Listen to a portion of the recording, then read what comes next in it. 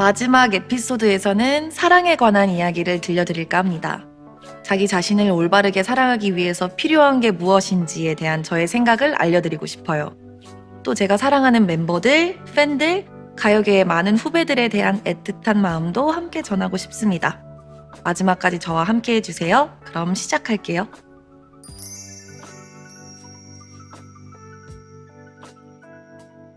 아이돌이라는 직업이 참 어린 나이에 시작을 하죠. 연습생부터 해서 요즘은 더 데뷔하는 나이도 일러졌고, 어린 나이에 아이돌 가수 활동을 하면서 제가 느꼈던 건 나보다 타인이 중요해지기가 너무 쉬운 직업이라는 거였어요. 너무 어린 나이에 시작하기 때문에 내가 뭘 원하는지보다 타인들이 내게서 뭘 원하는지에 삶의 포커싱이 맞춰지기가 훨씬 쉬운 거죠. 그렇게 이제 아이돌 생활을 하고 나서 그 이후에 저는 내가 뭘 원하는지, 내가 뭘 좋아하는지 고민을 할 수 있는 그런 시간을 가졌어요. 그때 제가 저한테 내가 좋아하는 색깔이 뭐지? 그 간단한 질문조차 제가 답을 못 하더라고요. 그래서 그것들을 알아가는 시간을 가졌던 것 같아요.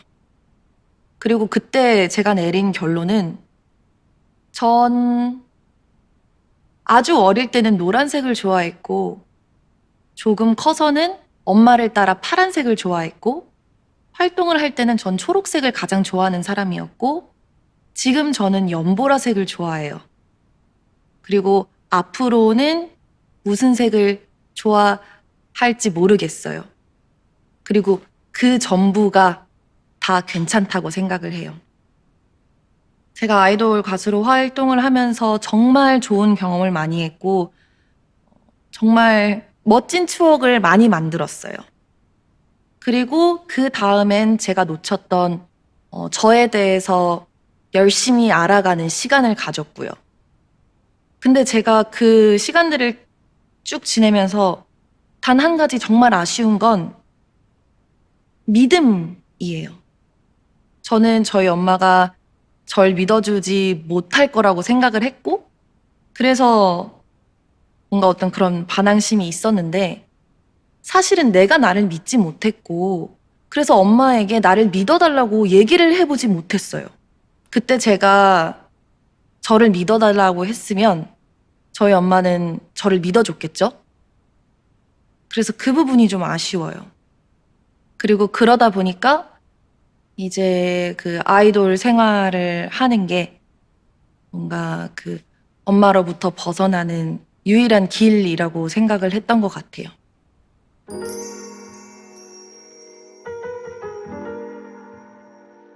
내가 나 자신을 사랑할 수 있는 건강한 삶을 위해서는 그 일과 삶의 구분이 굉장히 필요한 것 같아요. 저는 프리랜서라 사실 그 구분이 물리적으로 좀 어려워서 저 스스로 어떤 규칙을 정했어요. 제 스스로 출퇴근을 만든 거죠. 일을 할 때는 일을 열심히 하고 그리고 퇴근 후 집에 돌아오면 일 생각은 아예 하지 않기로. 대본도 집에서는 아예 안 봐요. 그리고 대신 제가 좋아하는 것들을 해요. 그러면서 되게 많은 발견을 했어요. 내가 뭘 좋아하고 뭘 싫어하고 어떨 때 행복하고 이런 발견들을 했고 그렇게 워라밸을 통해서 제 삶이라는 게 드디어 생긴 것 같아요.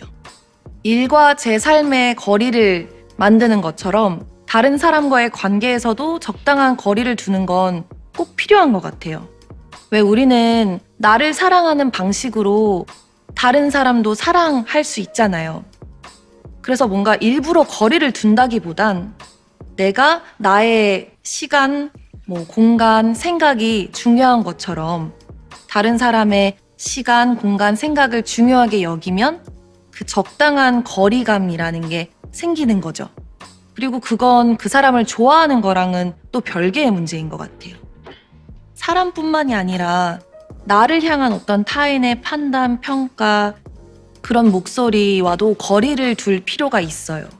왜냐면 그건 제가 어떻게 할 수 있는 부분이 아니거든요. 어떤 연구에서 인간은 긍정적인 것보다 부정적인 거에 훨씬 빨리 잘 크게 반응을 한대요. 그러니까 뭐 나에 대한 글이 100개가 있으면 그중에 98개가 좋은 거였다고 해도 난 그중에서 나쁜 2개를 기억하는 거죠. 뭐 우리가 원해서 그러는 게 아니라 생존을 위해서 그렇게 발달이 됐다는 거예요. 근데 저는 그걸 보고 그래, 그냥 안 보는 게 답이다 라고 생각을 했어요. 어떻게 할 수가 없는 거니까요. 저 같은 연예인뿐만 아니라 다양한 직업군에서 정말 많은 분들이 그 타인의 어떤 반응, 판단에 굉장히 많이 신경을 쓸 수밖에 없이 그렇게 살아가고 있는데요.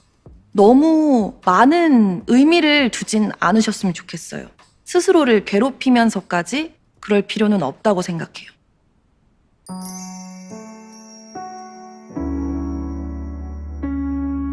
멤버들과의 어떤 사랑에 대해서도 얘기를 하고 싶어요. 저에게 멤버들은 너무 고마운 존재들이에요. 제가 멤버들과 함께하면서 정말 많이 웃었거든요. 지금 생각해도 즐거웠던 기억이, 그런 추억이 산더미예요. 그리고 멤버들을 통해서 제가 가치의 가치를 배웠어요. 다른 사람의 어떤 소중함을 멤버들을 통해서 배울 수 있었던 것 같아요. 제가 멤버들한테 너무 고마운 건 저희가 굉장히 힘든 시기가 있었어요. 그때도 저희끼리는 부정적인 얘기를 하지 않았어요. 왜냐면 부정적인 생각은 서로 옮으니까요. 그게 멤버들한테 할 수 있는 굉장히 좋은 배려였던 것 같아요. 서로가 서로에게 해줄 수 있는.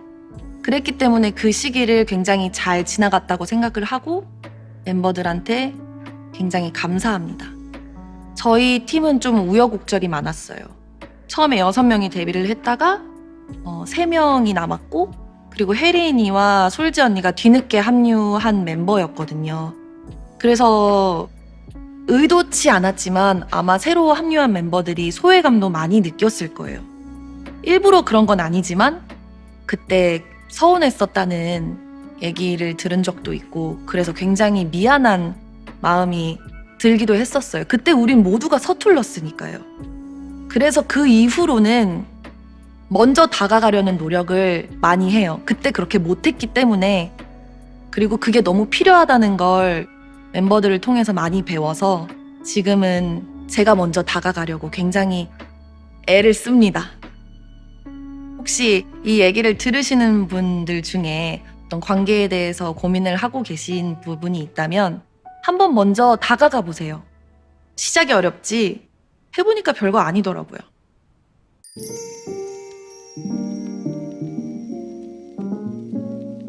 가요계 후배들에게는 그 삶을 먼저 경험한 사람으로서 해줄 수 있는 얘기가 좀 많은 것 같아요.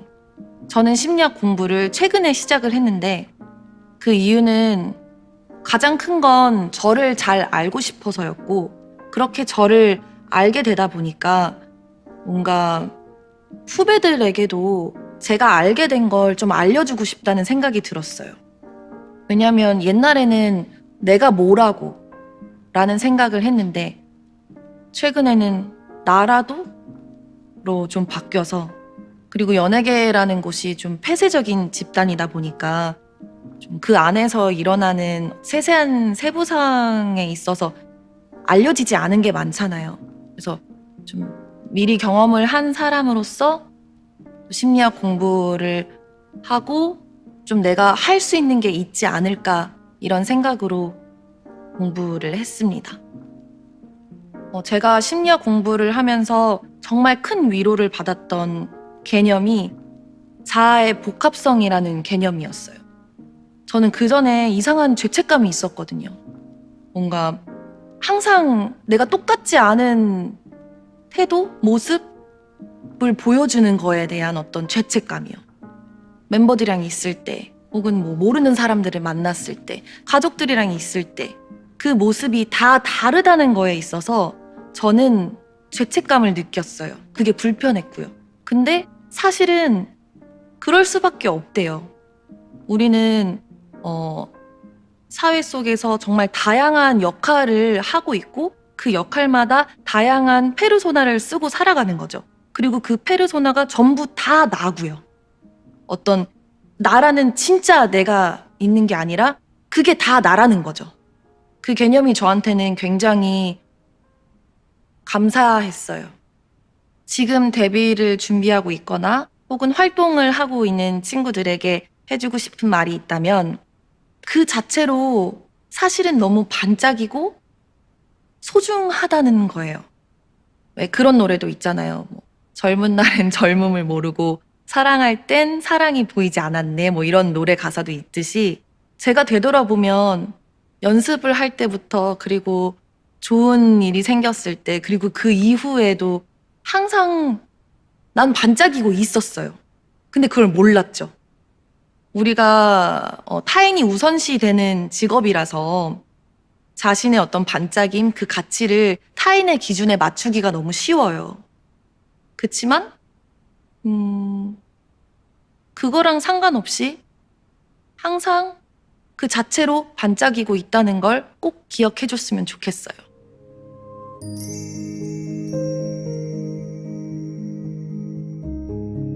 마지막으론 팬분들의 사랑에 대해서 얘기를 하고 싶어요.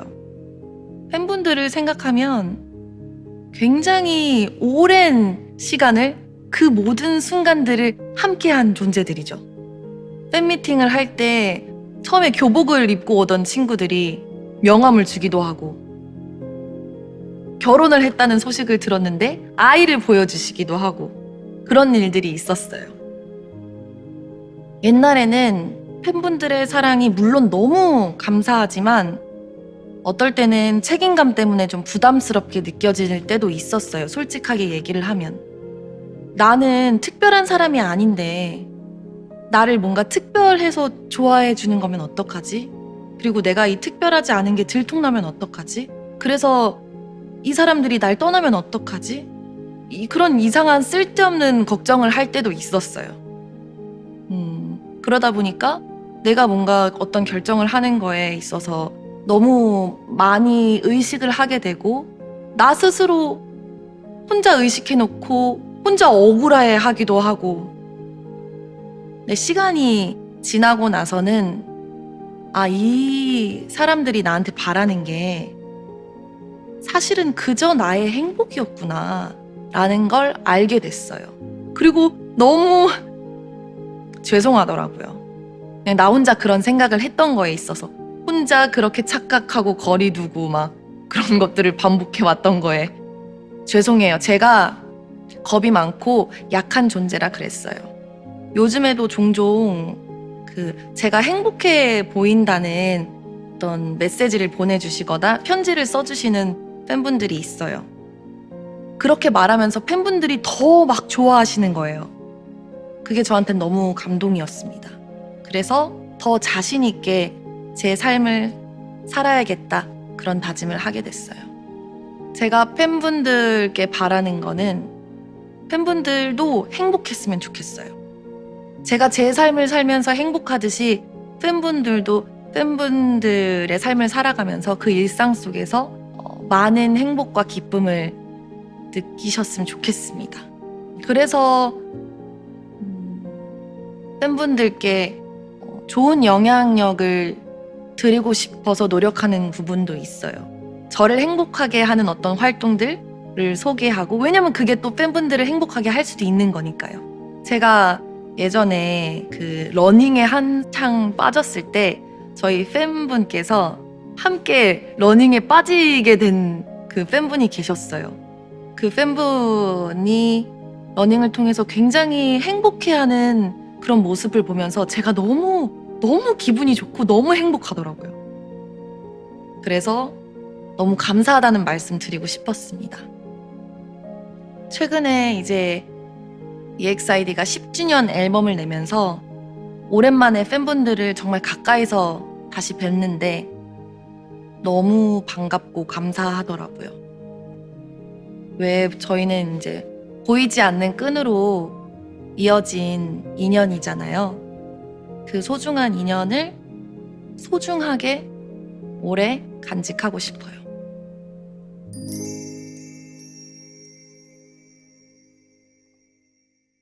세상에는 정말 다양한 형태와 다양한 종류의 사랑이 있죠. 사람마다 다 사랑에 대한 정의는 너무나 다를 거예요. 제게 있어서 사랑에서 가장 중요한 건 나를 사랑하는 거였어요. 내가 나를 사랑하는 방식으로 다른 사람도 사랑하기 때문에 내가 나를 사랑할 수 있어야 다른 사람도 사랑할 수 있더라고요. 그래서 저는 내가 나를 사랑할 수 있는 방법을 찾아가는 시간을 가졌고 정말 좋은 질문도 발견했고 그래서 여러분들한테 그걸 좀 공유하고 싶어요. 제가 그 과정을 통해서 저를 사랑할 수 있는 저만의 방법을 찾은 것처럼 혹시 그게 어려운 분들이 계시다면 제 방법이 도움이 됐으면 좋겠습니다. 이게 제 마인드셋입니다. This is my mindset.